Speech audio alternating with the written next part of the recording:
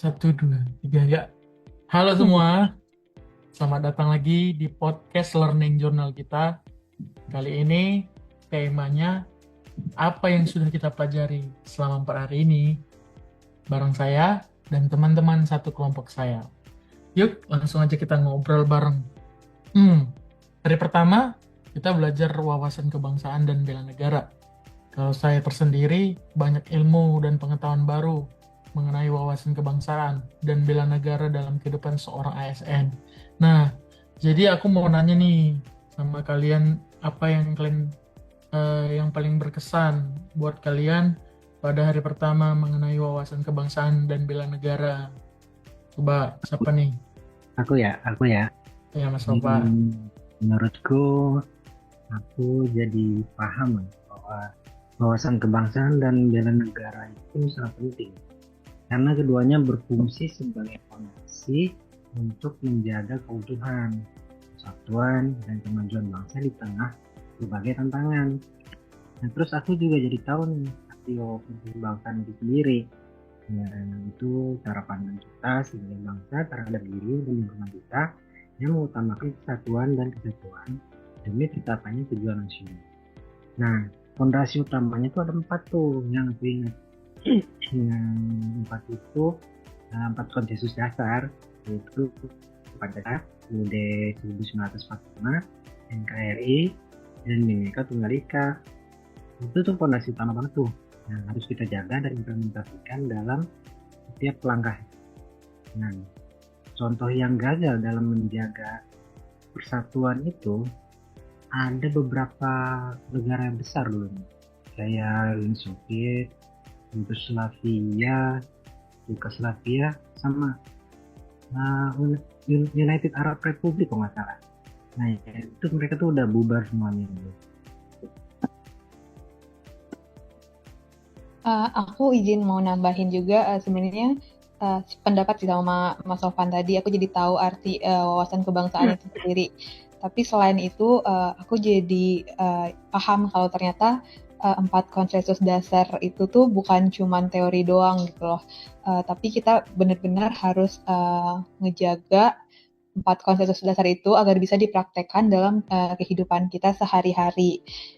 Misalnya nih konsensus dasar mengenai Bhinneka Tunggal Ika yang menuntun kita untuk bisa menjaga toleransi di lingkungan kerja, untuk bisa saling menghormati perbedaan pendapat, bahkan untuk menjaga sopan santun antar pegawai nih, antar sama teman kerja kita. Sebenarnya tuh hal-hal ini tuh sederhana banget, tapi itu tuh merupakan bagian dari penerapan Bhinneka Tunggal Ika gitu loh. Jadi kalau kita sebagai ASN abai nih terhadap nilai-nilai kecil seperti itu tuh lama-lama bisa aja tuh konsensus dasar ini jadi luntur gitu. Dan ini tuh malah menjadi semangat buat kita untuk terus ngejaga nilai-nilai itu. Jadi kita harus mulai dari diri kita sendiri, kita harus jaga sikap, lalu kemudian kita harus bisa menularkan ke orang lain. Dan aku mau nambahin juga ya, kalau ngomongin bela negara nih, banyak orang masih mikirnya ke hal-hal yang hubungannya sama militer. Ya memang, bela negara itu erat banget kaitannya sama latihan fisik, angkat senjata, dan sebagainya yang serupa seperti itu. Tapi bela negara itu juga luas daripada latihan fisik, angkat senjata, dan lain-lain. Buat kita sebagai ASN, bela negara itu hadir dalam kehidupan sehari-hari. Misalnya, disiplin dalam bekerja. Bukan cuman soal datang tepat waktu atau tapi juga konsistensi dalam jaga kinerja dan jaga komitmen. Lalu integritas. Waktu mau masuk PU, seleksi PNS, integritas aja ada dan jadi salah satu faktor yang bisa banget menggugurkan. Integritas yang kurang bagus bisa jadi sumber masalah, baik masalah internal maupun eksternal. Soalnya integritas ini menurut aku adalah kombinasi dari kejujuran, konsistensi, dan amanah. Bela negara kan intinya melindungi dan memperkuat negara. Tanpa kejujuran, konsistensi, dan amanah, pembangunan bisa jadi bocor karena anggaran yang disalahgunakan, kualitas proyek yang dikorbankan, dan ujungnya masyarakat juga yang dirugikan. Itu sama aja melemahkan negara dari dalam. Jadinya tidak bela negara. Inilah bentuk bela negara yang relevan buat kita, disiplin dan integritas. Kecil dari meja kerja, tapi besar bagi bangsa. Wah, ya berarti ilmunya masuk nih semua yang diajarkan tentang bela negara dan wawasan kebangsaannya. Oke, kita lanjut ya. Jadi itu di hari pertama kita itu belajar tentang analisis isu kontemporer tuh. Jadi kalau mulai dibahas, apa sih yang kita dapat di hari kedua?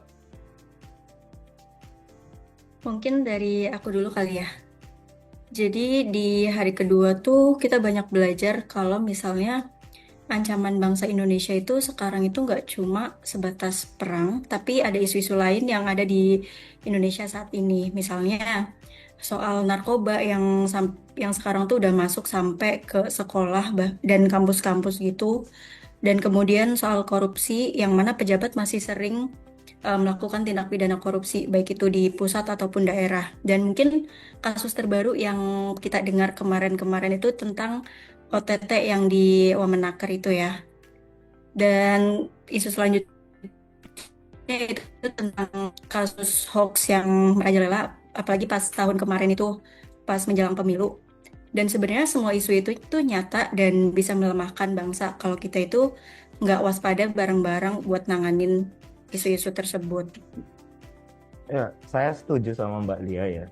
Kalau mau dihubungkan dengan materi isu kontemporer, jelas banget tuh kalau ancaman itu bukan cuma datang dari luar, tapi justru banyak yang muncul dari dalam negeri, terutama lewat dunia digital.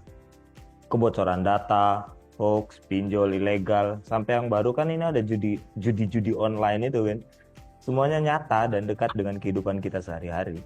Nah, kalau aku mau bilang ya, kita sebagai calon ASN ini kalau nggak punya literasi digital ini, bukannya malah kita yang jadi teladan, malah bisa kita bisa ikut jadi korban loh. Padahal kan peran kita tuh seharusnya melindungi masyarakat dari ancaman-ancaman yang kayak begitu. Ya, setuju juga.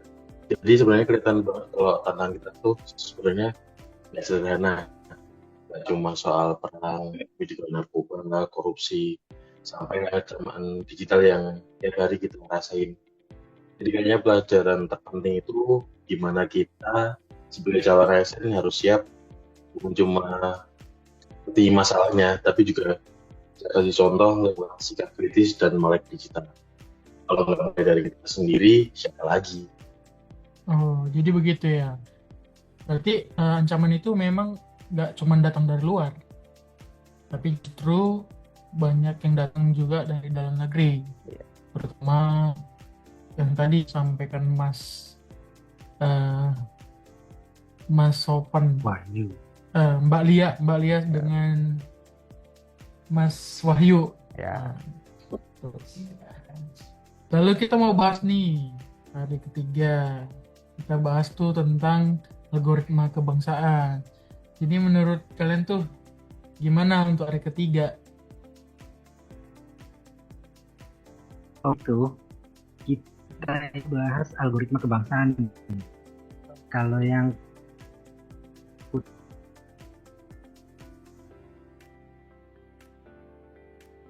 apa yang dilihat seorang dan akan sering muncul pada iklan-iklan maupun eksplor orang tersebut.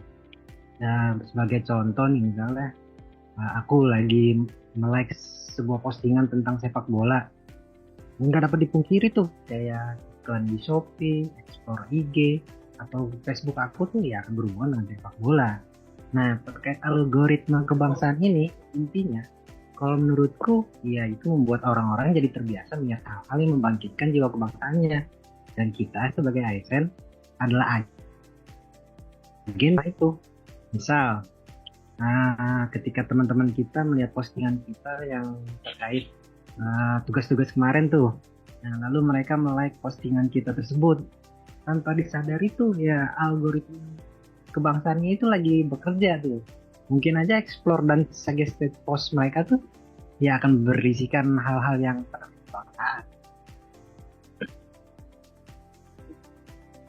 Bener banget, apalagi kayak generasi muda sekarang kan banyak banget yang terpengaruh sama konten-konten yang ada di media sosial.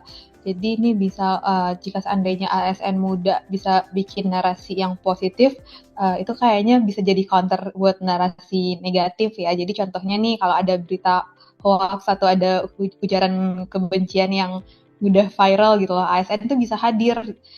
Caranya gimana? Caranya yang memberikan klarifikasi yang benar nih atau menyebarkan konten edukasi yang menyenangkan. Jadi kita tuh bukan cuman sebagai konsumen informasi doang, tapi kita juga sebagai produsen informasi yang bermanfaat gitu.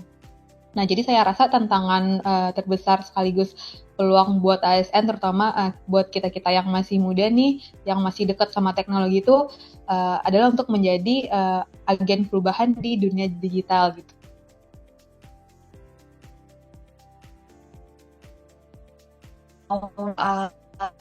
Jadi agen perubahan di dunia digital. Benar, setuju.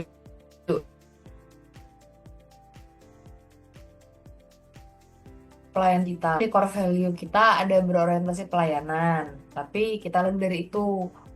Dunia digital ini jadi ruang tempat masyarakat saling terhubung, berbagi informasi, bahkan membentuk opini, apalagi di era sekarang, di generasi kita.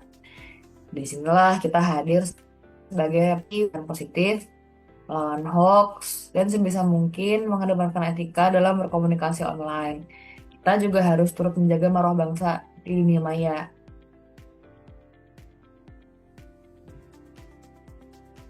Oke, dari pendapat mereka sih aku bisa simpulin bahwa algoritma kebangsaan itu langkah yang struktur untuk menciptakan dan meningkatkan rasa cinta serta bangga masyarakat Indonesia terhadap negaranya sendiri, terutama melalui pemanfaatan teknologi digital dan media sosial untuk menyebarkan nilai-nilai Pancasila dan nasionalisme. Nah, tadi pagi itu kan hari keempat kita belajar. Di pagi itu kita belajar teknik analisis isu. Seingatku ada 7 yang diajarkan oleh Mas Muldan ya. Kira-kira hari ini dapatnya apa nih? Kalau dari Mbak Lia. Oke, kalau menurut saya sih pelajaran yang paling penting di hari keempat tadi ya. Jadi kita jadi paham kalau menghadapi masalah itu harus sistematis dan analitis. Jadi nggak boleh asal reaktif aja tanpa analisis yang jelas. Dan sebenarnya tahapannya juga jelas, mulai dari identifikasi dan deskripsi isu, terus memilih isu, menganalisis dan mendalami isu, lalu yang terakhir menentukan alternatif penyelesaian. Kita juga bisa pakai berbagai macam teknik ya, dan salah satunya APKL atau aktual problematik kelayakan, dan satunya itu USG atau urgency, seriousness, growth, yang bisa kita pakai untuk menganalisis setiap isunya. Dan kita bisa pakai metode-metode tergantung pada preferensi dan yang bakal kita hadepin gitu kalau dari saya. Nah, saya mau nambahin ya, kalau saya senangnya sih teknik 5Y. Gimana sebutannya 5Y? Why? Ya gitulah, agak bahasa Inggris soalnya. Dia kan yang kita pelajari tadi itu yang tentang 5Y itu dari satu masalah kecil, kita bisa telusuri terus dengan tanya kenapa tuh kan. Sampai akhirnya kita ketemu akar masalah yang sebenarnya. Misalnya kayak contoh ya, misalnya ada jalan yang cepat rusak. Kenapa bisa rusak? Ternyata jawabannya karena materialnya kurang bagus. Kenapa materialnya kurang bagus? Karena pengawasannya tidak ketat, dan seterusnya sampai kita nggak bisa nanya lagi kan. Nah, dari situ akhirnya jelas bahwa inti masalahnya tuh bukan cuma di permukaannya, tapi ada di sistem pengawasannya.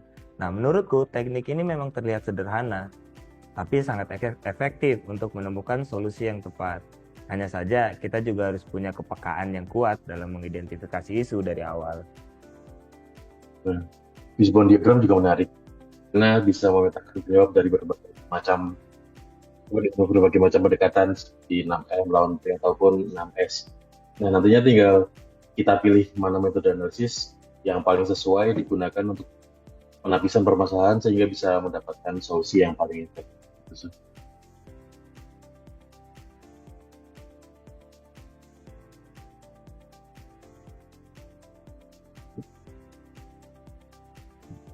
Kalau menurut Mas Sofan tersendiri? Oh, menurutku ya, Iya, Mas Sofan. Terakhir Eh. Mas Sofan.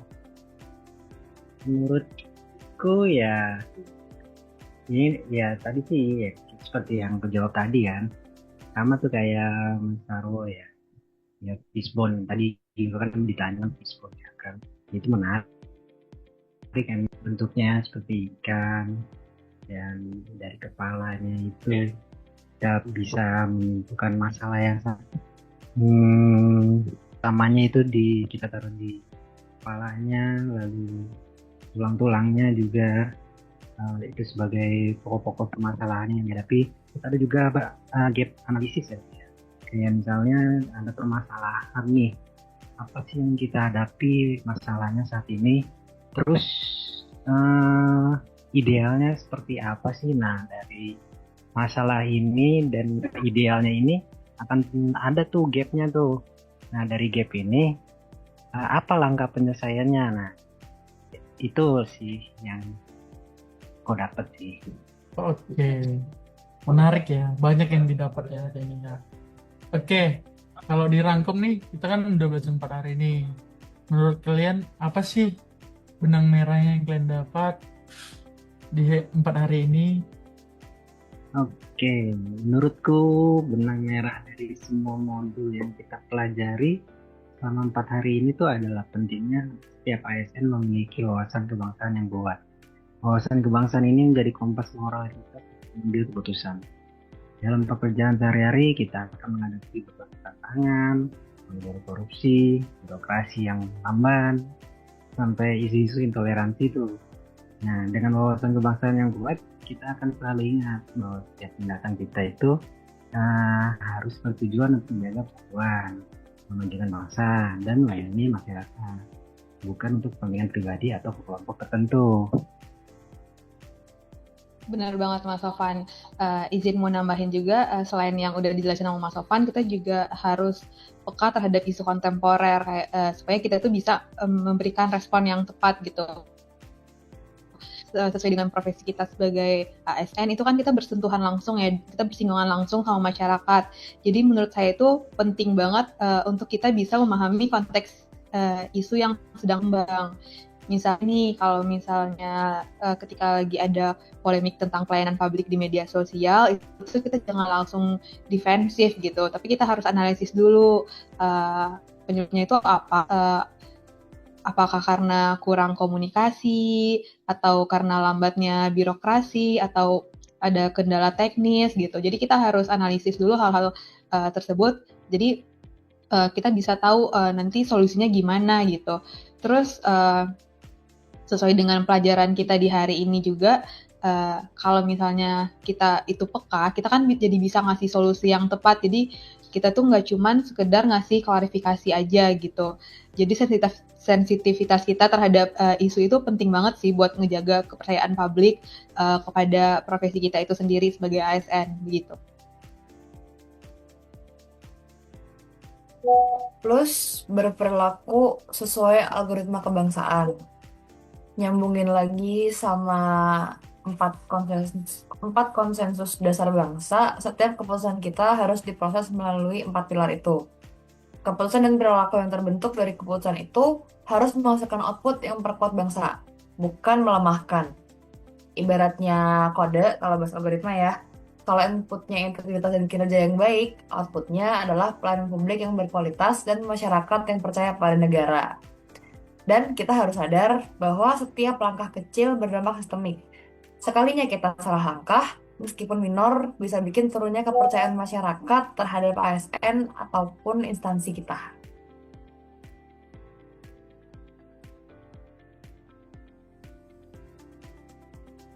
Oke, mungkin aku juga mau nambahin, jangan lupa juga menurut saya kemampuan analisis isu itu juga jadi poin penting di 4 hari pembelajaran ini. Karena selama 4 hari ini kita belajar kalau wawasan kebangsaan, pemahaman isu kontemporer, sampai algoritma kebangsaan itu sebenarnya saling terhubung. Tapi semua materi itu akan lebih bermakna kalau kita bisa mengolahnya jadi tindakan nyata. Nah, disitulah analisis isu berperan supaya kita nantinya bisa cari solusi yang tepat, bukan sekedar reaktif atau asal menanggapi masalah aja. Tapi ya, kalau mau dipikir-pikir tuh, semua yang kita pelajari selama 4 hari ini tuh arahnya sama kan ya? Supaya kita tuh lebih peka, lebih siap, dan lebih bertanggung jawab sebagai ASN. Jadi intinya ASN itu nggak sekedar ngurus administrasi kantor doang kan, tapi juga punya peran nyata loh dalam bela negara. Nah, saya setuju sama Mas Wahyu ya. Kalau semua ASN bisa mempraktikkan yang sudah dipelajari ini, Indonesia pasti semakin kuat dan kepercayaan publik terhadap ASN itu juga akan semakin tinggi. Waduh, ya. Banyak banget nih yang kita pelajari ya selama 4 hari. Kalau mau sih, biar di antara kita, kalau ada sih yang mau ngucapin kata-kata terima kasih untuk Pak Wuldan, monggo dipersilakan. Kalau ada yang mau. Ya, intinya saya mewakili kelompok ini kali ya. Kami semua berterima kasih kepada Pak Muldan yang udah ngasih materi selama 4 hari ini. Dan materinya sangat bermakna ya bagi kita, dan semoga kita bisa buat implementasiin materinya di kehidupan sehari-hari kita Ada lagi? Kira-kira? Nggak ada ya? Ya, oke.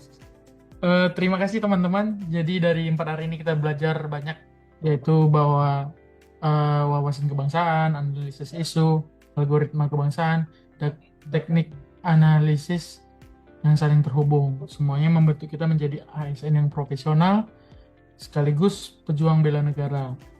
Oke, sekian podcast kita kali ini. Sampai jumpa di podcast kita berikutnya. Salam Salam bela bela negara. negara. Bela negara untuk Salam Indonesia. bela negara. Mas.